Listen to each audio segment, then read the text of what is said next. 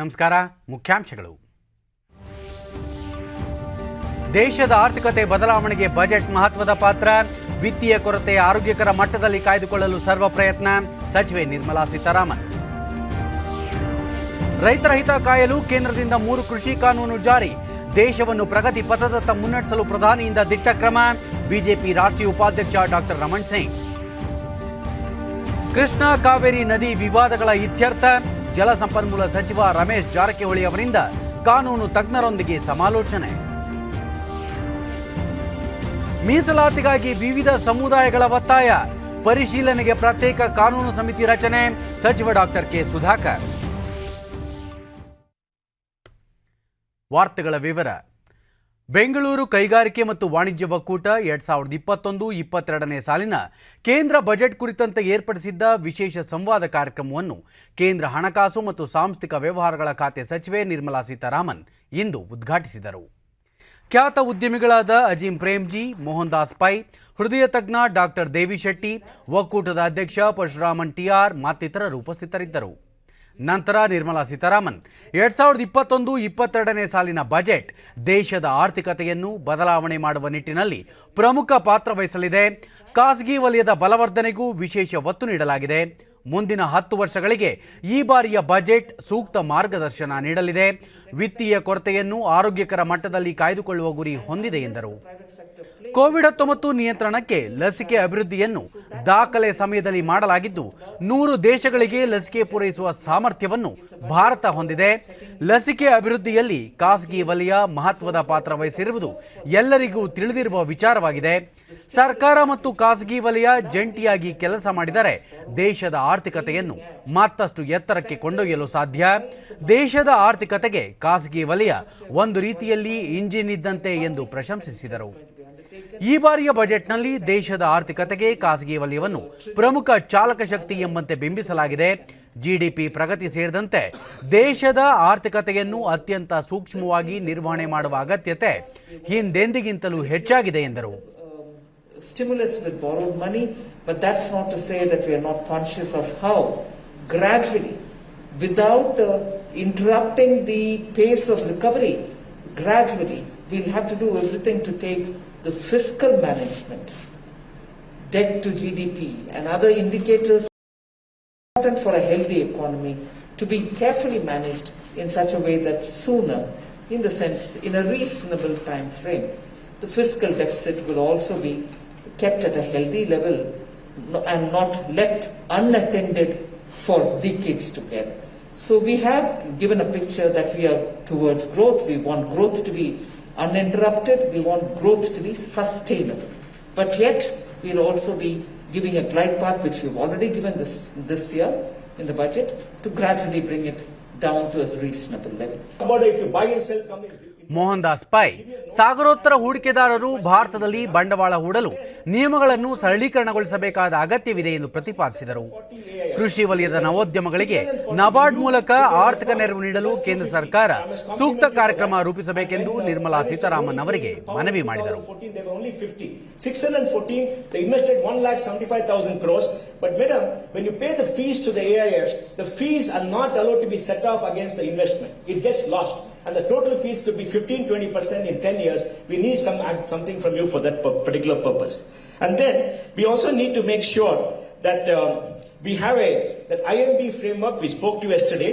And Gift City is fantastic. You've done a lot of work. So we want funds registered outside to come to Gift City. But there is a problem. Suppose I'm a resident fund manager and I want to start in Gift City and get funds from outside, not go to Mauritius, which can be done today. I cannot transfer my money to the Gift City entity because I can only do in rupees. But I have to bring in 5% contribution. That is something that has to be done. Yes, I finished.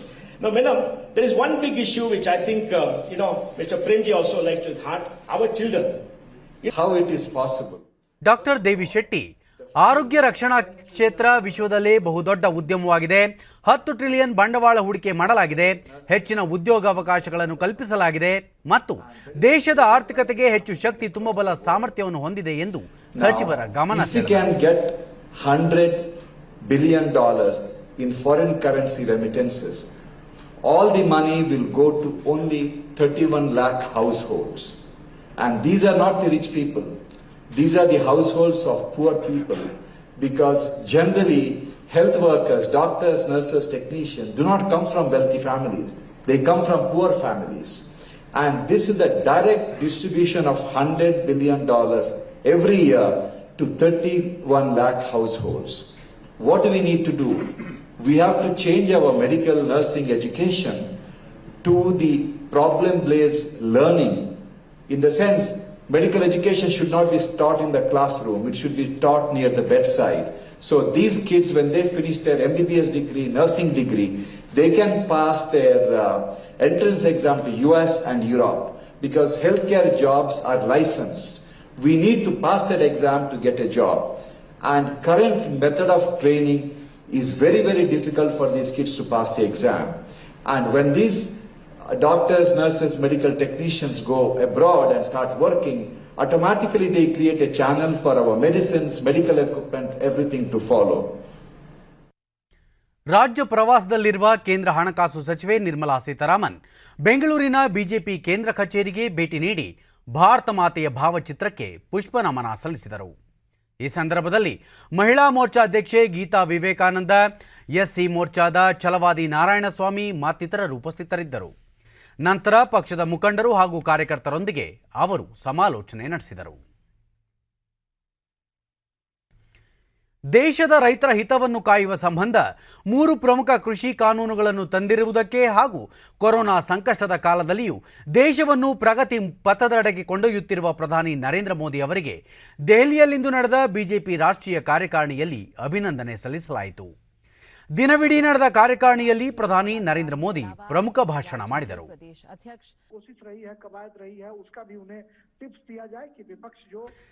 ಸಭೆ ನಂತರ ಮಾಹಿತಿ ನೀಡಿದ BJP ರಾಷ್ಟ್ರೀಯ ಉಪಾಧ್ಯಕ್ಷ doctor Raman Singh, ಕಳೆದ 1 ವರ್ಷದಲ್ಲಿ ಕೋವಿಡ್-19ನಿಂದಾಗಿ ದೇಶ ಆರ್ಥಿಕ ಸಂಕಷ್ಟವನ್ನು ಅನುಭವಿಸಿದೆ. ಸಾವಿರಾರು ಕಾರ್ಮಿಕರು ಉದ್ಯೋಗ ಕಳೆದುಕೊಂಡಿರುವುದು ಸೇರಿದಂತೆ ಹಲವು ರೀತಿಯಲ್ಲಿ ತೀವ್ರ ಸಂಕಷ್ಟಕ್ಕೆ ತುತ್ತಾಗಿತ್ತು. ಆದರೆ ನರೇಂದ್ರ ಮೋದಿ ಅವರು ಸ್ಪಷ್ಟ ಮತ್ತು ದಿಟ್ಟ ಕಾರ್ಯಕ್ರಮಗಳನ್ನು ಘೋಷಿಸುವ ಮೂಲಕ ಜನತೆಯ ಸಂಕಷ್ಟವನ್ನು ನಿವಾರಿಸುವಲ್ಲಿ ಯಶಸ್ವಿಯಾಗಿದ್ದಾರೆ ಎಂದು ಸಭೆಯಲ್ಲಿ ಶ್ಲಾಘಿಸಲಾಯಿತು ಎಂದರು. ಶೋಷಣೆಗೆ ಒಳಗಾಗುತ್ತಿದ್ದ ರೈತರ ಹಿತವನ್ನು ಕಾಯುವ ನಿಟ್ಟಿನಲ್ಲಿ 3 ಕೃಷಿ ಕಾನೂನುಗಳು, ಕಾರ್ಮಿಕ ನೀತಿ, ಹೊಸ ಶಿಕ್ಷಣ ನೀತಿ ಜಾರಿಗೆ ತಂದಿರುವುದು ಮತ್ತು ಬ್ಯಾಂಕುಗಳನ್ನು ವಿಲೀನ ಯೋಜನೆಗಳ ಮೂಲಕ ದೇಶವನ್ನು ಪ್ರಗತಿ ಪಥದೆಡೆಗೆ ಕೊಂಡೊಯ್ಯುವಲ್ಲಿ ನರೇಂದ್ರ ಮೋದಿ ಅವರು ಯಶಸ್ವಿಯಾಗಿದ್ದಾರೆ. ಮುಂಬರುವ ದಿನಗಳಲ್ಲಿ ಪಶ್ಚಿಮ ಬಂಗಾಳ, ತಮಿಳುನಾಡು, ಅಸ್ಸಾಂ, ಪುದುಚೇರಿ ಮತ್ತು ಕೇರಳ ರಾಜ್ಯಗಳ ವಿಧಾನಸಭೆಗಳಿಗೆ ಚುನಾವಣೆ ನಡೆಯಲಿದೆ. ಈ ಚುನಾವಣೆಗಳಲ್ಲಿ ಗೆಲುವು ಸಾಧಿಸುವ ಬಗ್ಗೆ ವಿಸ್ತೃತ ಚರ್ಚೆ ನಡೆಸಲಾಯಿತು. ಪಶ್ಚಿಮ ಬಂಗಾಳದಲ್ಲಿ ಹಾಲಿ ಇರುವ ಸರ್ಕಾರ ಪ್ರಜಾತಂತ್ರ ವಿರೋಧಿ ನಿಲುವುಗಳನ್ನು ತೆಗೆದುಕೊಳ್ಳುತ್ತಿರುವುದರಿಂದ ಅಲ್ಲಿನ ಜನರು ಬೇಸತ್ತಿದ್ದಾರೆ. ಈ ಹಿನ್ನೆಲೆಯಲ್ಲಿ ಈ ಬಾರಿಯ ಚುನಾವಣೆಯಲ್ಲಿ ಜನರ ಬೆಂಬಲ ಮತ್ತು ವಿಶ್ವಾಸ ಪಡೆದು ಜನಸ್ನೇಹಿ ಬಿಜೆಪಿ ಸರ್ಕಾರವನ್ನು ಅಸ್ತಿತ್ವಕ್ಕೆ ತರುವ ಬಗ್ಗೆ ಸುದೀರ್ಘವಾಗಿ ಚರ್ಚೆ ನಡೆಸಲಾಯಿತು. ಅದೇ ರೀತಿ ಅಸ್ಸಾಂನಲ್ಲಿ ಮತ್ತೆ ಬಿಜೆಪಿ ನೇತೃತ್ವದ ಸರ್ಕಾರವನ್ನು ತರುವುದು ಮತ್ತು ಪುದುಚೇರಿಯಲ್ಲಿ ಮೊದಲ ಬಾರಿಗೆ ಬಿಜೆಪಿ ಸರ್ಕಾರವನ್ನು ರಚಿಸುವ ಬಗ್ಗೆ ಚರ್ಚೆ ನಡೆಸಿದ ಸಭೆಯಲ್ಲಿ ಕೇರಳ ಮತ್ತು ತಮಿಳುನಾಡಿನಲ್ಲಿ ಪಕ್ಷವನ್ನು ಬಲಗೊಳಿಸಿ ಸಮರ್ಥವಾಗಿ ಚುನಾವಣೆ ಎದುರಿಸಿ ಜಯಗಳಿಸುವ ಬಗ್ಗೆ ಚರ್ಚಿಸಲಾಯಿತು ಎಂದು ಹೇಳಿದರು. ಮಾಧ್ಯಮಗೋಷ್ಠಿಯಲ್ಲಿ ಬಿಜೆಪಿ ರಾಷ್ಟ್ರೀಯ ಪ್ರಧಾನ ಕಾರ್ಯದರ್ಶಿ ಸಿಟಿ ರವಿ ಸೇರಿದಂತೆ ಹಲವು ಪ್ರಮುಖರು ಉಪಸ್ಥಿತರಿದ್ದರು. ಮಹಾನ್ ಸಂತರಾದ ಶ್ರೀ ಗುರು ರವಿದಾಸ್ ಅವರ ಸ್ಮರಣಾರ್ಥ ದೆಹಲಿಯ ವಿಜ್ಞಾನ ಭವನದಲ್ಲಿಂದು ಆಯೋಜಿಸಿದ್ದ ರಾಷ್ಟ್ರೀಯ ಅಧಿವೇಶನವನ್ನು ರಾಷ್ಟ್ರಪತಿ ರಾಮನಾಥ್ ಕೋವಿಂದ್ ಉದ್ಘಾಟಿಸಿದರು. ನಂತರ ಅವರು ಗುರು ರವಿದಾಸ್ ಅವರು ಓರ್ವ ಶ್ರೇಷ್ಠ ಸಂತರಾಗಿದ್ದರು, ಸಮಾಜದ ಶ್ರೇಯಸ್ಸಿಗೆ ಮಾರ್ಗದರ್ಶನ ನೀಡುತ್ತಿದ್ದರು ಎಂದು ಬಣ್ಣಿಸಿದರು. ಸಮಾಜದ ಎಲ್ಲ ವರ್ಗದಲ್ಲಿಯೂ ಸಮಾನತೆ ಇರಬೇಕೆಂದು ಪ್ರತಿಪಾದಿಸಿ ಸಮಾಜದಲ್ಲಿ ಯಾರೊಬ್ಬರೂ ಹಸಿವಿನಿಂದ ಬಳಲಬಾರದು ಎಂಬ ಸಂದೇಶವನ್ನು ನೀಡಿದ್ದರು ಎಂದರು. ಸಾಮಾಜಿಕ ನ್ಯಾಯ, ಸ್ವತಂತ್ರ ಜೀವನ, ಸಮಾನತೆ, ಬಂಧುತ್ವದ ಸಂದೇಶಗಳನ್ನು ಸಾರಿದ್ದ ಗುರು ರವಿದಾಸ್ ಸಮಾಜದ ಸುಧಾರಣೆಗೆ ಬದ್ಧರಾಗಿದ್ದರು. ಅವರು ನೀಡುತ್ತಿದ್ದ ಮಾರ್ಗದರ್ಶನಗಳಲ್ಲಿ ಬಹುತೇಕ ಅಂಶಗಳನ್ನು ಸಂವಿಧಾನ ಶಿಲ್ಪಿ ಬಾಬಾ ಸಾಹೇಬ್ ಅಂಬೇಡ್ಕರ್ ಅವರು ನಮ್ಮ ಸಂವಿಧಾನದಲ್ಲಿ ಸೇರ್ಪಡೆ ಮಾಡಿದ್ದಾರೆ ಎಂದು ರಾಷ್ಟ್ರಪತಿ ಹೇಳಿದರು. ಈ ಮೂಲಕ ಬಲಿಷ್ಠ ದೇಶದ ನಿರ್ಮಾಣಕ್ಕೆ ಈ ಮಹಾನ್ ಸಂತರಾದ ಗುರು ರವಿದಾಸ್ ಮತ್ತು ಅಂಬೇಡ್ಕರ್ ಅವರು ಹಾಕಿಕೊಟ್ಟ ಮಾರ್ಗದಲ್ಲಿ ನಾವು ನಡೆಯುತ್ತಿದ್ದೇವೆ ಎಂದರು. ಇದೇ ತತ್ವಗಳ ಆಧಾರದಲ್ಲಿ ಸಾಮಾಜಿಕ ನ್ಯಾಯ, ಸಮಾನತೆ, ಅಸ್ಪೃಶ್ಯತೆ ನಿವಾರಣೆ ನಿಟ್ಟಿನಲ್ಲಿ ಸಂತರು ಹಾಕಿಕೊಟ್ಟಿರುವ ಮಾರ್ಗದರ್ಶನಗಳನ್ನು ಹೆಚ್ಚು ಹೆಚ್ಚು ಪ್ರಚಾರ ಮಾಡಬೇಕೆಂದು ಸಂಘ ಸಂಸ್ಥೆಗಳು ಮತ್ತು ಸಮುದಾಯಗಳಿಗೆ ರಾಷ್ಟ್ರಪತಿ ಕರೆ ನೀಡಿದರು. विचार करता हूँ तो मुझे ये देखकर प्रसन्नता होती है कि सामाजिक न्याय, स्वतंत्रता, समता तथा बंधुता के हमारे जो संवैधानिक मूल्य हैं उनके आदर्श भी श्री गुरु रविदास जी के उपदेशों से तालमेल खाते हैं. हमारे संविधान द्वारा सुनिश्चित समता का अधिकार, अवसर की समानता, अस्पृश्यता का अंत, अभिव्यक्ति की स्वतंत्रता जैसे मूल अधिकार भी संत रविदास के आदर्श समाज की ओर देशवासियों को आगे ले जा रहे हैं. इसी प्रकार आधुनिक भारत की शासन व्यवस्था की दिशा बताने वाले हमारे संविधान में उल्लिखित अनेक नीति निर्देशक तत्व, जिन्हें हम डायरेक्टिव प्रिंसिपल्स ऑफ स्टेट कहते हैं, उनके बारे में भी गुरु रविदास द्वारा सुझाए गए मार्ग का अनुसरण किया गया है. ಕೃಷ್ಣ, ಕಾವೇರಿ, ಮಹದಾಯಿ ಸೇರಿದಂತೆ ಅಂತಾರಾಜ್ಯ ನದಿ ವಿವಾದಗಳ ಕುರಿತು ಜಲಸಂಪನ್ಮೂಲ ಸಚಿವ ರಮೇಶ್ ಜಾರಕಿಹೊಳಿ ದೆಹಲಿಯಲ್ಲಿಂದು ಕಾನೂನು ತಜ್ಞರ ಜೊತೆ ಸಮಾಲೋಚನೆ ನಡೆಸಿದರು. ನ್ಯಾಯಾಧಿಕರಣಗಳು, ಸುಪ್ರೀಂ ಕೋರ್ಟ್ನಲ್ಲಿ ಬಾಕಿ ಇರುವ ಯೋಜನೆಗಳ ಕುರಿತು ಅವರು ಕಾನೂನು ತಜ್ಞರು, ತಾಂತ್ರಿಕ ಸಲಹೆಗಾರರೊಂದಿಗೆ ಚರ್ಚಿಸಿದರು.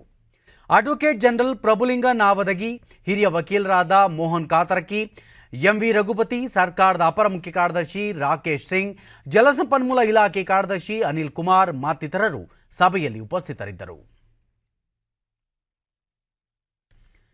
ಲಿಂಗಾಯತ ಪಂಚಮಸಾಲಿ ಸಮುದಾಯವನ್ನು ಹಿಂದುಳಿದ ವರ್ಗ 2Aಗೆ ಸೇರ್ಪಡೆ ಮಾಡಬೇಕೆಂದು ಒತ್ತಾಯಿಸಿ ಬೆಂಗಳೂರಿನಲ್ಲಿಂದು ಬೃಹತ್ ಸಮಾವೇಶ ನಡೆಸಲಾಯಿತು. ರಾಜ್ಯದ ಮೂಲೆ ಮೂಲೆಗಳಿಂದ ಸಹಸ್ರಾರು ಸಂಖ್ಯೆಯಲ್ಲಿ ಆಗಮಿಸಿದ್ದ ಸಮುದಾಯದವರು ಸರ್ಕಾರ ಕೂಡಲೇ ಈ ನಿಟ್ಟಿನಲ್ಲಿ ಕ್ರಮ ಕೈಗೊಳ್ಳಬೇಕೆಂದು ಒತ್ತಾಯಿಸಿದರು. ಮಠಾಧೀಶರಾದ ಜಯ ಮೃತ್ಯುಂಜಯ ಸ್ವಾಮೀಜಿ, ವಚನಾನಂದ ಸ್ವಾಮೀಜಿ ನೇತೃತ್ವದಲ್ಲಿ ನಡೆದ ಸಮಾವೇಶದಲ್ಲಿ ಸಚಿವರಾದ ಮುರುಗೇಶ್ ನಿರಾಣಿ, ಸಿಸಿ ಪಾಟೀಲ್, ಬಸನಗೌಡ ಪಾಟೀಲ್ ಯತ್ನಾಳ್ ಮತ್ತಿತರರು ಉಪಸ್ಥಿತರಿದ್ದರು.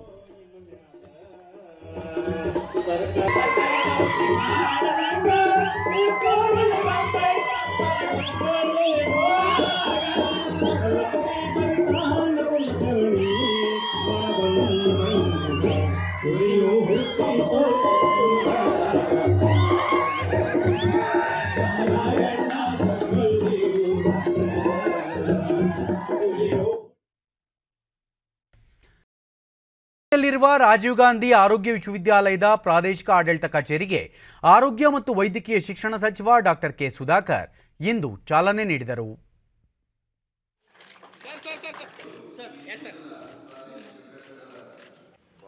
ನಂತರ ಅವರು ಶೈಕ್ಷಣಿಕ, ಸಾಮಾಜಿಕ ಹಾಗೂ ಆರ್ಥಿಕವಾಗಿ ವಂಚಿತರಾಗಿರುವ ಎಲ್ಲ ಸಮುದಾಯಗಳಿಗೆ ರಾಜ್ಯ ಸರ್ಕಾರ ಸೂಕ್ತ ಸ್ಥಾನಮಾನ ಕಲ್ಪಿಸುವುದಾಗಿ ಭರವಸೆ ನೀಡಿದರು. ಮೀಸಲಾತಿಗಾಗಿ ಹೋರಾಟ ನಡೆಸುತ್ತಿರುವ ಎಲ್ಲ ಸಮುದಾಯಗಳ ಬೇಡಿಕೆ ಕುರಿತು ಚರ್ಚಿಸಿ ಸೂಕ್ತ ತೀರ್ಮಾನ ಕೈಗೊಳ್ಳಲು ಪ್ರತ್ಯೇಕ ಕಾನೂನು ಸಮಿತಿ ರಚಿಸಲಾಗುವುದು.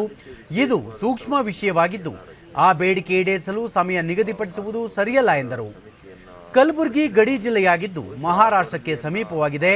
ಈ ಭಾಗದಲ್ಲಿ ಕೊರೋನಾ ನಿಯಂತ್ರಣಕ್ಕೆ ಜಿಲ್ಲಾಡಳಿತ ಸೂಕ್ತ ಕ್ರಮ ಕೈಗೊಳ್ಳಲಿದೆ ಎಂದು ಸಚಿವರು ಹೇಳಿದರು. ಯಾವಾಗಲೂ ಕೂಡ ಶೈಕ್ಷಣಿಕವಾಗಿ, ಸಾಮಾಜಿಕವಾಗಿ, ಆರ್ಥಿಕವಾಗಿ ಯಾವ ಸಮುದಾಯಗಳು ವಂಚಿತರಾಗಿದ್ದಾರೆ ಅಂಥ ಸಮುದಾಯಗಳಿಗೆ ಸೂಕ್ತ ಸ್ಥಾನಮಾನ ಮತ್ತು ಅವರಿಗೆ ಮುಖ್ಯವಾಹಿನಿಯಲ್ಲಿ ಬರಲಿಕ್ಕೆ ಅವಕಾಶಗಳನ್ನು ಕಲ್ಪಿಸುವಂಥದ್ದು ನಮ್ಮ ಸರ್ಕಾರ ಯಾವತ್ತೂ ಮಾಡಿದೆ. ಚೀನಾದ ವಾಸ್ತವ ಗಡಿ ನಿಯಂತ್ರಣ ರೇಖೆ ಬಳಿ ನಿನ್ನೆ 10ನೇ ಸುತ್ತಿನ ಭಾರತ ಚೀನಾ ಕಮಾಂಡರ್ ಮಟ್ಟದ ಮಾತುಕತೆ ನಡೆಯಿತು. ಸೇನಾಪಡೆಗಳ ಹಿಂತೆಗೆತ ಮತ್ತಿತರ ವಿಚಾರಗಳ ಕುರಿತು ಭಾರತೀಯ ಭೂಸೇನೆ ಮತ್ತು ಚೀನಾದ ಪೀಪಲ್ ಲಿಬರೇಷನ್ ಆರ್ಮಿ ನಡುವೆ ಮಾತುಕತೆ ನಡೆಯಿತು. ಸೇನಾಪಡೆ ಹಾಗೂ ಐಟಿಬಿಟಿಯ ಉನ್ನತಾಧಿಕಾರಿಗಳು ಮಾತುಕತೆಯಲ್ಲಿ ಭಾಗವಹಿಸಿದ್ದರು. ಪೂರ್ವ ಲದಾಖ್ ವಲಯದ ಗೋಗ್ರಾ ಮತ್ತಿತರ ಕಡೆಗಳಲ್ಲಿ ಸೇನೆಯನ್ನು ಮತ್ತಷ್ಟು ಹಿಂಪಡೆಯುವ ಕುರಿತಂತೆ ಸಭೆಯಲ್ಲಿ ಚರ್ಚಿಸಲಾಗಿದೆ ಎಂದು ರಕ್ಷಣಾ ಪಡೆಯ ಮೂಲಗಳು ತಿಳಿಸಿವೆ. ಪಾಂಗಾಂಗ್ ಉತ್ತರ ಮತ್ತು ದಕ್ಷಿಣ ಪ್ರದೇಶಗಳಿಂದ ಮೊದಲ ಹಂತದ ಸೇನೆ ಹಿಂಪಡೆಯುವ ಕಾರ್ಯ ಸುಗಮವಾಗಿ ನಡೆದಿದೆ. ಲೆಫ್ಟಿನೆಂಟ್ ಜನರಲ್ ವೈಕೆ ಜೋಶಿ ಇತ್ತೀಚೆಗೆ ಈ ಕುರಿತು ಮಾಹಿತಿ ನೀಡಿ ಶಾಂತಿ ಸ್ಥಾಪಿಸುವ ಕುರಿತಂತೆ ಕಮಾಂಡರ್ ಮಟ್ಟದ ಮಾತುಕತೆ ಮುಂದುವರಿಯಲಿದೆ ಎಂದು ತಿಳಿಸಿದ್ದರು. ದೇಶೀಯ ಕರಕುಶಲ ಮತ್ತು ಕುಶಲಕರ್ಮಿಗಳ 26ನೇ ಹುನರ್ ಹಾತ್ ಮೇಳವನ್ನು ರಕ್ಷಣಾ ಸಚಿವ ರಾಜನಾಥ್ ಸಿಂಗ್ ದೆಹಲಿಯಲ್ಲಿಂದು ಉದ್ಘಾಟಿಸಿದರು. ದೆಹಲಿಯ ಜವಾಹರ್ಲಾಲ್ ನೆಹರು ಕ್ರೀಡಾಂಗಣದಲ್ಲಿ ಆಯೋಜಿಸಲಾಗಿರುವ ಈ ಮೇಳದಲ್ಲಿ ದೇಶದ 31 ರಾಜ್ಯಗಳು ಮತ್ತು ಕೇಂದ್ರಾಡಳಿತ ಪ್ರದೇಶಗಳ 600ಕ್ಕೂ ಹೆಚ್ಚು ಕರಕುಶಲ ಮತ್ತು ಕುಶಲಕರ್ಮಿಗಳು ಪಾಲ್ಗೊಂಡಿದ್ದಾರೆ. ಈ ವೇಳೆ ರಾಜನಾಥ್ ಸಿಂಗ್ ದೇಶದ ವೈವಿಧ್ಯಮಯ ಕಲೆಗಳು ಇಲ್ಲಿ ಅನಾವರಣಗೊಂಡಿವೆ. ಇದೇ ರೀತಿ ದೇಶದ ಇನ್ನೂ ಹಲವಾರು ರಾಜ್ಯಗಳ ಪ್ರದೇಶಗಳ ಕರಕುಶಲ ಕಲೆಗಳು ಅನಾವರಣಗೊಳ್ಳಬೇಕು ಎಂದು ಆಶಿಸಿದರು. ಉದ್ಘಾಟನಾ ಸಮಾರಂಭದಲ್ಲಿ ಕೇಂದ್ರ ಅಲ್ಪಸಂಖ್ಯಾತ ವ್ಯವಹಾರಗಳ ಸಚಿವ ಮುಖ್ತಾರ್ ಅಬ್ಬಾಸ್ ನಖ್ವಿ ಮತ್ತು ಬಂದರು, ಹಡಗು ಮತ್ತು ಜಲಮಾರ್ಗ ಸಚಿವ ಮನ್ಸುಖ್ ಮಾಂಡವಿಯಾ ಸೇರಿದಂತೆ ಹಲವು ಗಣ್ಯರು ಪಾಲ್ಗೊಂಡಿದ್ದರು.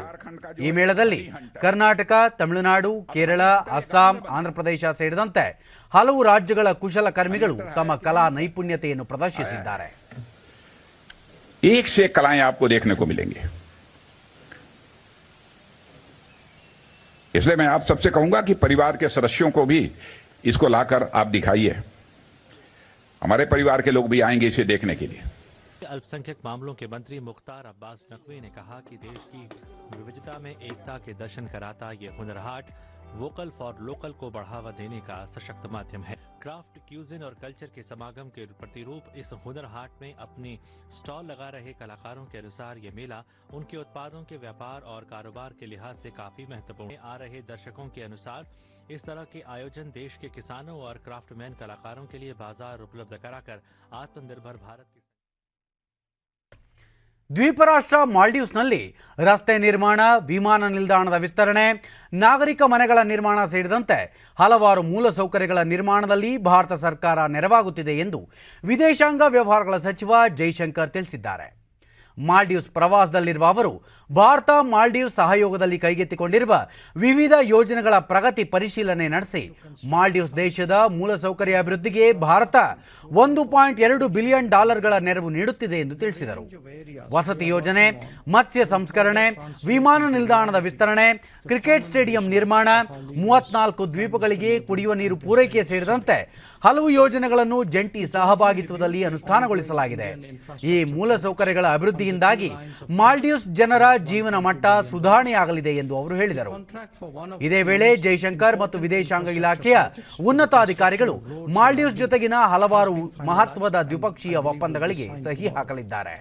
This will bring tangible benefits to the people of Addu and transform lives and livelihoods in the south of Maldives. India is indeed honored to partner with Maldives in the prestigious Greater Malay Connectivity Project, the largest connectivity project ever in the Maldives. Other projects like water and sanitation for 34 islands across the archipelago, Hanimadu Airport expansion, development of the Gulifalu port, cricket stadium at Hulumhale are all progressing well. Needless to say, these projects will conform to the hallmarks of Indian development cooperation, which are transparency, full participation and ownership of the host country and competitive pricing. ಇಂದು ಅಂತಾರಾಷ್ಟ್ರೀಯ ಮಾತೃಭಾಷಾ ದಿನ. ಶಿಕ್ಷಣ ಮತ್ತು ಸಮಾಜದಲ್ಲಿ ಬಹುಭಾಷಾ ಸಿದ್ಧಾಂತವನ್ನು ಬೆಳೆಸುವುದು ಈ ವರ್ಷದ ಘೋಷವಾಕ್ಯವಾಗಿದೆ. ಭಾಷೆ ನಾಗರಿಕತೆಯ ಸಂಕೇತವಾಗಿದ್ದು ಸಂವಹನಕ್ಕೆ ಅತ್ಯಂತ ಪ್ರಬಲ ಮಾಧ್ಯಮವಾಗಿದೆ. ಅದರಲ್ಲೂ ಪ್ರಮುಖವಾಗಿ ಮಾತೃಭಾಷೆಗೆ ವಿಶೇಷ ಸ್ಥಾನವಿದೆ.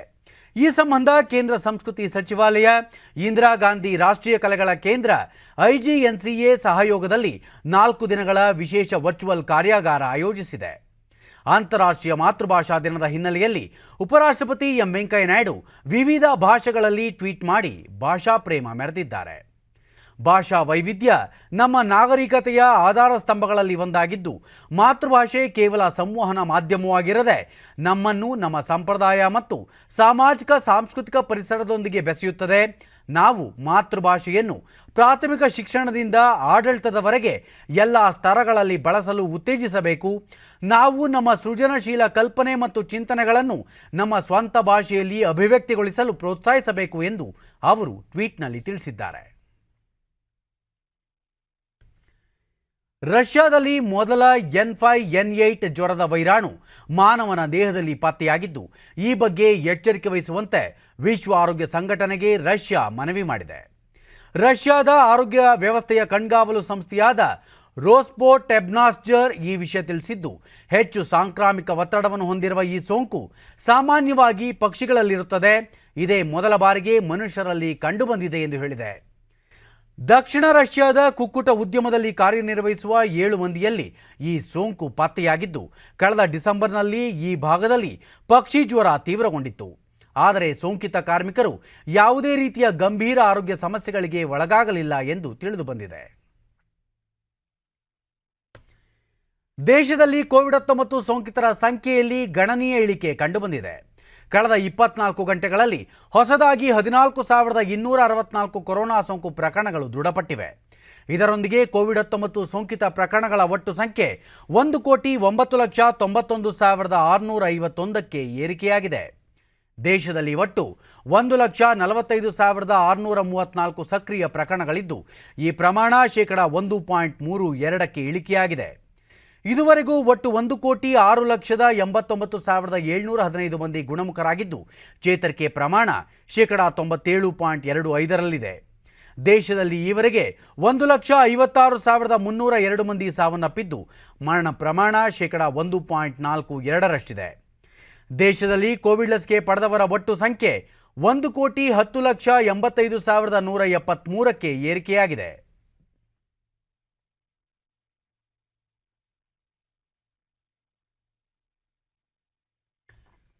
ಕಳೆದ 3-4 ದಶಕಗಳ ಅವಧಿಯಲ್ಲಿ ಒಂದು ಬಾರಿ ಬಳಸುವ ಪ್ಲಾಸ್ಟಿಕ್ ಹಾವಳಿ ಅವ್ಯಾಹತವಾಗಿದೆ.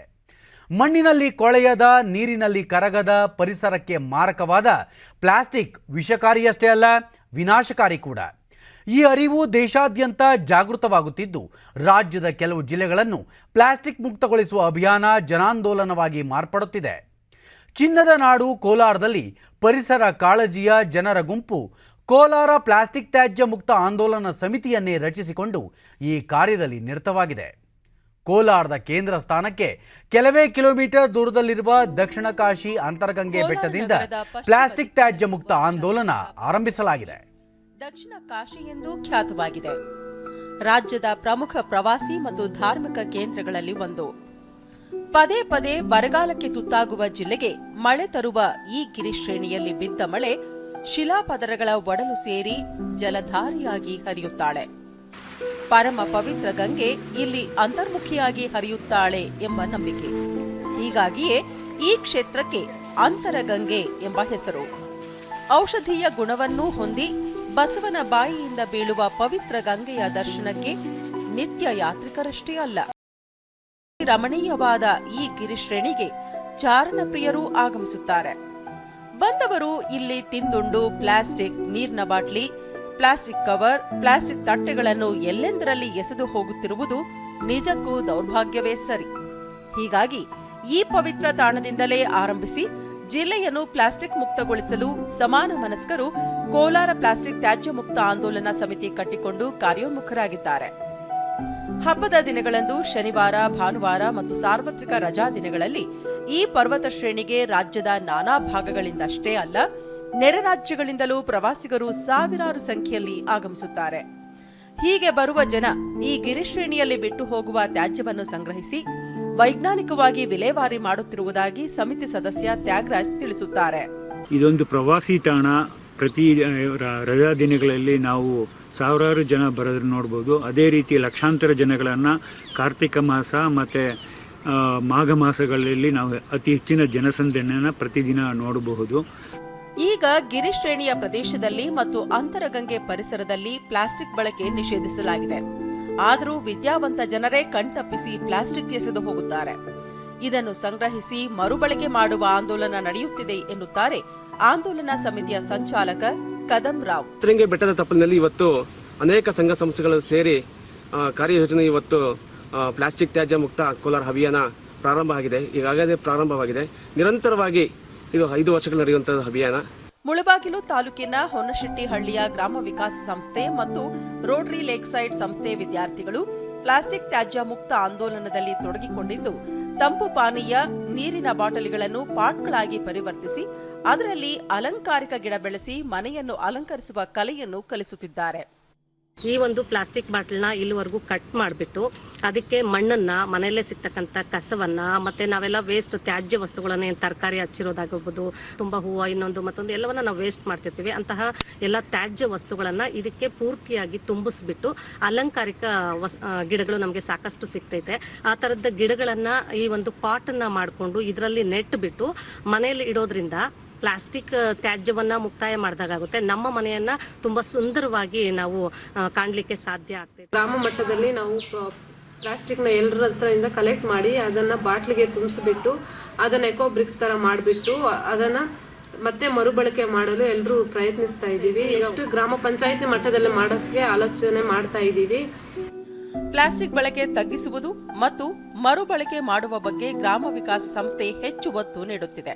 ಅದನ್ನು ಸಣ್ಣ ಸಣ್ಣದಾಗಿ ಕಟ್ ಮಾಡಿ ಬಾಟಲ್ ಒಳಗೆ ತುಂಬಬೇಕು. ಅಂದರೆ ಯಾವುದೇ ರೀತಿಯ ಗಾಳಿ ಒಳಗೆ ಸೇರದ ರೀತಿಯಲ್ಲಿ ಫುಲ್ ಟೈಟಾಗಿ ಅದನ್ನು ತುಂಬಿಸ್ಬೇಕು. ಅದನ್ನು ತುಂಬಿಸಿದ ಮೇಲೆ ಮುಖ್ಯವಾಗಿ ಕಟ್ಟಡ ನಿರ್ಮಾಣಗಳಿಗೆ ಅದನ್ನು ಬಳಸೋದಕ್ಕೆ ತುಂಬ ಅನುಕೂಲ ಆಗುತ್ತೆ.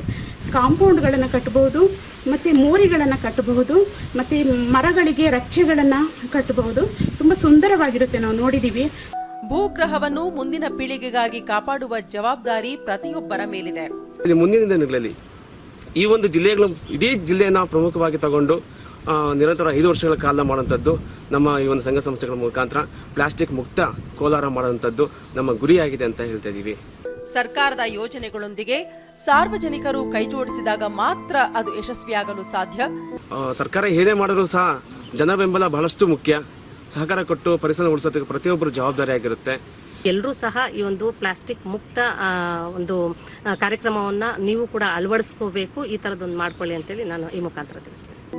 ನಮ್ಮ ನಗರ ಗ್ರಾಮಗಳನ್ನು ನಾವು ಪ್ಲಾಸ್ಟಿಕ್ ತ್ಯಾಜ್ಯ ಮುಕ್ತಗೊಳಿಸಲು ಶ್ರಮಿಸಿದರೆ ಪರಿಸರ ಸಂರಕ್ಷಣೆ ಸಾಧ್ಯ.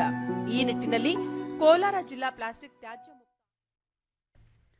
ಆಟಿಕೆಗಳ ಮೂಲಕ ಮಕ್ಕಳ ಮನೋವಿಕಾಸ ಹಾಗೂ ಅವರ ವ್ಯಕ್ತಿತ್ವ ವಿಕಸನಗೊಳಿಸಲು ಬೆಂಗಳೂರಿನ ಬಸವೇಶ್ವರ ನಗರದಲ್ಲಿರುವ ಡೈಸ್ ಟಾಯ್ಸ್ ಕಂಪನಿ ಹೊಸ ಪ್ರಯತ್ನ ಮಾಡಿದೆ. ಹಲಗೆಯ ಮೇಲೆ ಆಟಿಕೆಗಳನ್ನಿಟ್ಟು ಆಡುವ ಆಟದ ಬೊಂಬೆಗಳನ್ನು ತಯಾರಿಸುವುದರಲ್ಲಿ ಸಂಸ್ಥೆಯ ಸಂಸ್ಥಾಪಕ ಹಾಗೂ ಮುಖ್ಯ ಕಾರ್ಯನಿರ್ವಹಣಾಧಿಕಾರಿ ಪಲ್ಗುಣ ಅವರು ನಿಸ್ಸೀಮರು. ಮೊದಲಿಗೆ ಕಂಪ್ಯೂಟರ್ನಲ್ಲಿ ಆಟಿಕೆಗಳ ಮಾದರಿಗಳನ್ನು ವಿನ್ಯಾಸ ಮಾಡಿ ಅದೇ ರೀತಿಯ ಗುಣಮಟ್ಟದ ಹಾಗೂ ದೀರ್ಘಕಾಲ ಬಾಳಿಕೆ ಬರುವ ಬೊಂಬೆಗಳನ್ನು ಅವರು ತಯಾರಿಸುತ್ತಾರೆ.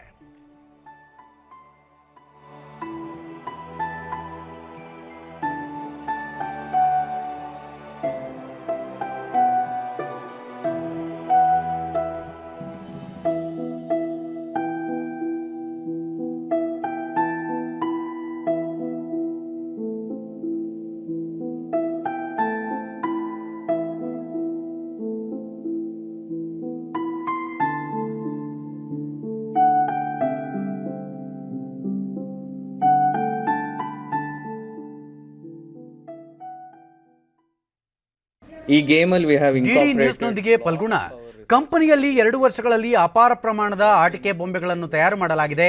ನಾವು ತಯಾರಿಸಿರುವ ಯುದ್ಧ ಭೂಮಿ, ಸಿಂಧೂ ನದಿ ಕಣಿವೆಯ ನಾಗರಿಕತೆ, ಚಂದ್ರಗುಪ್ತ ಮೌರ್ಯನ ಇತಿಹಾಸ ತಿಳಿಸುವ ಆಟಗಳನ್ನು ಮಕ್ಕಳು ತುಂಬಾ ಇಷ್ಟಪಟ್ಟಿದ್ದಾರೆ. ಇದರಿಂದ ಸುಲಭವಾಗಿ ಇತಿಹಾಸ ತಿಳಿಯುವ ಜೊತೆಗೆ ಅವರ ಮಾನಸಿಕ ವಿಕಾಸಕ್ಕೂ ಸಹಕಾರಿಯಾಗಲಿದೆ. ನಾವು ತಯಾರಿಸುವ ಆಟಿಕೆಗಳು ಭವಿಷ್ಯದಲ್ಲೂ ಉಪಯೋಗವಾಗಲಿದ್ದು ಇದಕ್ಕೆ ವಿಶ್ವದಾದ್ಯಂತ ಮಾನ್ಯತೆ ದೊರೆತಿದೆ ಎಂದರು. Almost 2 years in the reason why we set up our company is because of Yuddha Bhumi. Indian game of war, Indian war, history of India is written based on battlefields and wars. So adrinda snippets ella tagondu different kingdoms, different empires, history bits and pieces tagondu betrayal ante, winning, leadership, ಎಲ್ಲಾನು ಏನೇನಾಗುತ್ತೆ war ಅಲ್ಲಿ, so all of those strategies ಈ game ಅಲ್ಲಿ incorporate ಮಾಡಿದೀವಿ. It's a beautiful game. ಕೊನೆಯಲ್ಲಿ ಮತ್ತೊಮ್ಮೆ ಮುಖ್ಯಾಂಶಗಳು.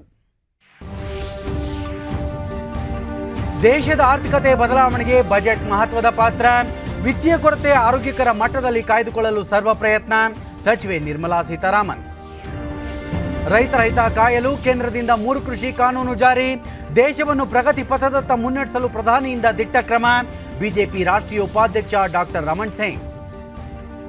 ಕೃಷ್ಣ ಕಾವೇರಿ ನದಿ ವಿವಾದಗಳ ಇತ್ಯರ್ಥ. ಜಲಸಂಪನ್ಮೂಲ ಸಚಿವ ರಮೇಶ್ ಜಾರಕಿಹೊಳಿ ಅವರಿಂದ ಕಾನೂನು ತಜ್ಞರೊಂದಿಗೆ ಸಮಾಲೋಚನೆ.